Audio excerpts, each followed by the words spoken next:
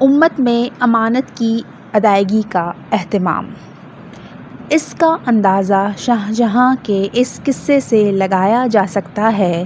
شاہجہاں شاہان مغلیہ میں سے تھے، کوئی زیادہ دیندار نہیں تھے، دینداری میں تو عالمگیر معروف ہیں۔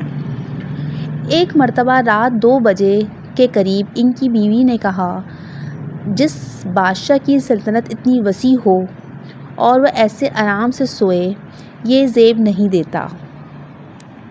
یہ سن کر شاہجہاں نے سنتری کو حکم دیا کہ لشکر کا دستہ لے کر جاؤ اور نواب سعداللہ خان کو ابھی اسی وقت جس حالت میں ہو اٹھا لاؤ۔ نواب سعداللہ خان شاہجہاں کے وزیر تھے، چنانچہ لشکر کا ایک دستہ لے کر وہ سنتری گیا۔ دیکھا کہ نواب سعداللہ خان اپنے مکان میں لکڑی لیے چوکی کے اوپر دیا جلا کر بیٹھے ہوئے ہیں۔ بارش کا زمانہ ہے، پتنگے ان کے جسم پر بھی چمٹ رہے ہیں، چراغ پر بھی چمٹ رہے ہیں، سامنے کاغذات ہیں اور گرمی کی وجہ سے کرتا اتار کر خالی لنگی پہنے ہوئے ہیں۔ لشکری دستہ پہنچا اور ان سے کہا کہ بادشاہ وقت کا حکم ہے کہ آپ جس حالت میں ہوں اسی حالت میں ہم آپ کو اٹھا کر لے جائیں۔ انہوں نے کہا ٹھیک ہے۔ چنانچہ اسی چوکی کو اٹھایا گیا اور وہ اپنا حساب کتاب کرتے رہے اور اسی حالت میں وہ قلعے میں پہنچے۔ بادشاہ کو اطلاع کرائی گئی کہ آپ کے حکم پر عمل ہو چکا ہے، نواب خان صاحب کو لے کر آ گئے ہیں۔ بادشاہ نے اسی حال میں دیکھا اور پوچھا کیا کر رہے تھے؟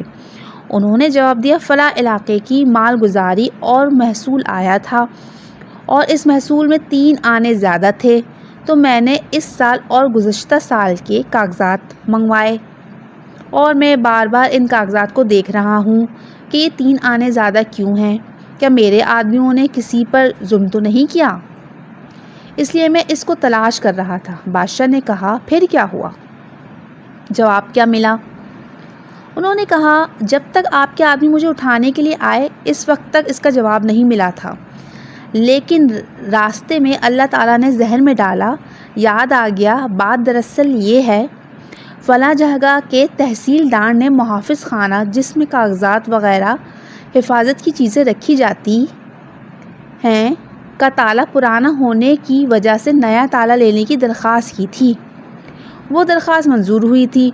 نیا تالا لائے اور پرانا تالا 3 روپے میں بیچ کر اس کو مال گزاری میں داخل کیا تھا۔ یہی 3 روپے زیادہ ہیں۔ بادشاہ نے بیگم سے کہا جس کا وزیر اتنا دیانتدار اور اتنا فکر مند ہو، اگر بادشاہ رات کو آرام سے سوتا ہے تو کیا حرج کی بات ہے؟ یہ ہے امانت اور دیانت کے تقاضے۔ نوٹ: اس پیغام کو دوسروں تک پہنچائیں تاکہ اللہ کسی کی زندگی کو آپ کے ذریعے بدل دے۔ اگر آپ کو میری ویڈیو